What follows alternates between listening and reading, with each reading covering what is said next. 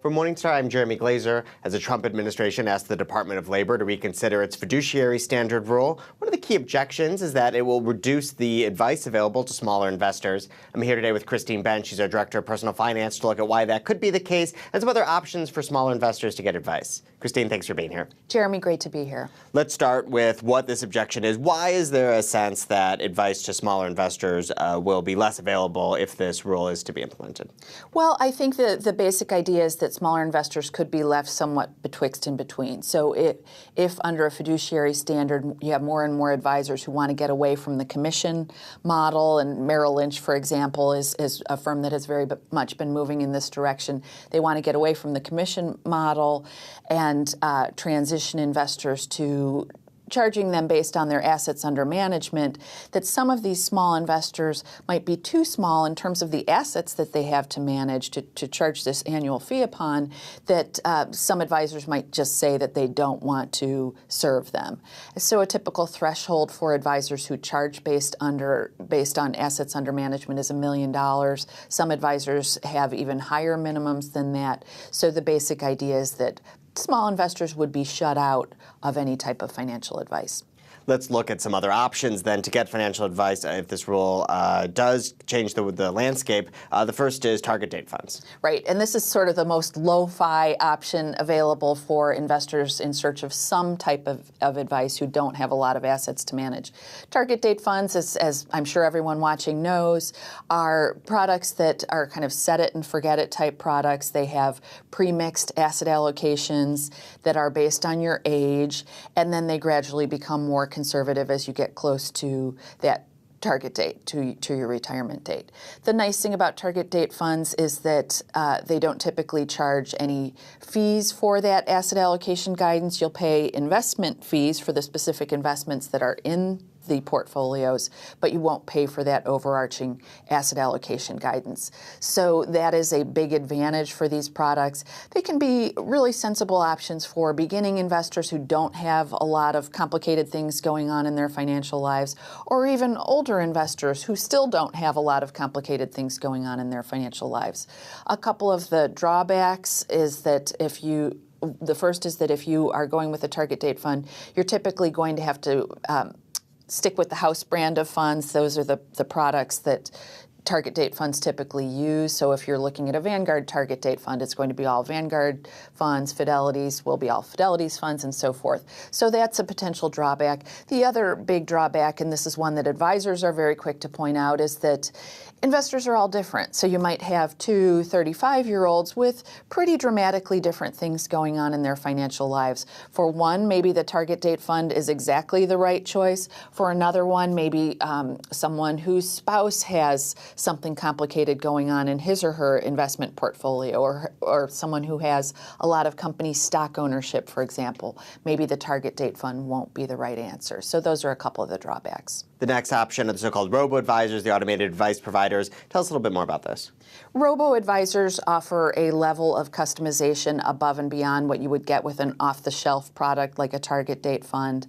Based on some information that you provide the Robo Advisor about your financial life, about perhaps other investment assets, you are given a customized investment mix. So that can be a positive in certain situations. Another area where, to date, Robo Advisors have really distinguished themselves is in the realm of tax management. So if you are asking the Robo-Advisor to provide you with some asset allocation guidance, some investment guidance on a taxable account, that Robo-Advisor may help identify tax loss candidates. It may help you find places where if you're in the 10 or 15% income tax bracket, where you may be able to harvest capital gains. So they may be able to help you if you are looking for advice on a taxable portfolio. A couple of the potential drawbacks with a robo-advisor. One is that the robo-advisor really typically won't give you a lot of advice on other aspects of your financial life. So maybe your big headwind is that you're simply not saving enough. The robo-advisor may tell you, well, doesn't look like you're on track to meet your retirement goals, but it won't necessarily help you look at your budget and figure out places where you may be able to cut back.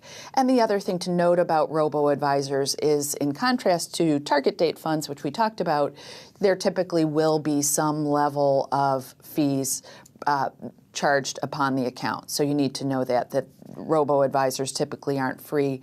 The one area where you may be able to obtain some free robo advice is through your company retirement plan. Some employers are eating the costs of robo advice for their employees, and they may even be able to provide the employees with some sort of a managed portfolio option where employees are given that type of guidance. So that's something to look for within your retirement plan. Another avenue could be getting advice directly from your investment firm like Vanguard or Fidelity. What are some of the pros and cons of that? Yeah, this is an area that's evolving really, really quickly where firms are competing to offer this kind of guidance. There usually is some type of a fee associated with this type of guidance. But one of the differentiators is that, in contrast with the robo-advisors we just talked about, for people who really want that human interaction, you usually have the ability to either have some sort of telephone conferencing or maybe even teleconferencing. So you may be able to see the live advisor. So some people really like that and take some comfort from that. The other nice thing about this type of service is that the advisor may be able to coach you on other aspects of your financial life that may be something that you would gain from this type of service. The thing to watch out for is that you better like the house brand of funds, because it's unlikely that if you go to an investment firm that they will steer you outside of that investment firm for the specific products that they recommend. And then you also want to bear in mind that you probably won't get soup to nuts financial planning from this type of service. The concentration will probably be on your investment portfolio and won't veer heavily into other aspects of your financial life. And finally, you think an often overlooked option is to find an hourly engagement or subscription-based advisor to make sure that you're on track. That's right. Because when I think about what many people are looking for when they're seeking financial advice, yes, they want some advice on the investment portfolio, but some of the more impactful decisions that they might be making with their financial plan or maybe not making with their financial plan are in other parts of their financial life. So maybe it's that they're simply off track on their budget, they're not able to save enough, maybe they are prioritizing college funding at the expense of retirement planning. There are a whole gamut of situations where I think it can be really valuable to get that holistic look over your financial plan, and that's what you can get with a true financial planner. So I think that can be a big advantage in certain situations. There are, as you said, Jeremy, some of these advisors who work on an hourly basis or a per engagement basis. The subscription model seems to really be gaining a lot of attention recently, where you're paying some sort of a monthly fee for services or an annual fee for services. All of these types of fee arrangements may be more cost-effective for certain types of investors. So I think that this can be something to check out.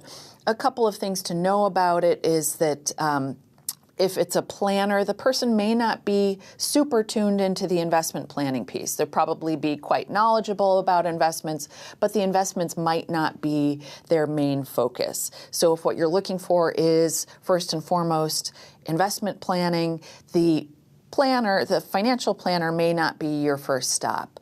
Another thing to keep in mind is that there's kind of a psychological impediment to paying for advice in this way, that I've heard from a lot of advisors that consumers just really don't like writing checks for services, that it's easier to extract their fees directly from customer accounts. So that can be a headwind for some consumers to get comfortable with this model. But I do think that particularly if the advisor can give you a plan that will help put you on track for maybe 2 or 3 years with maybe just brief check-ins in between, that type of plan can actually be very cost-effective, even though you're having to write checks from time to time.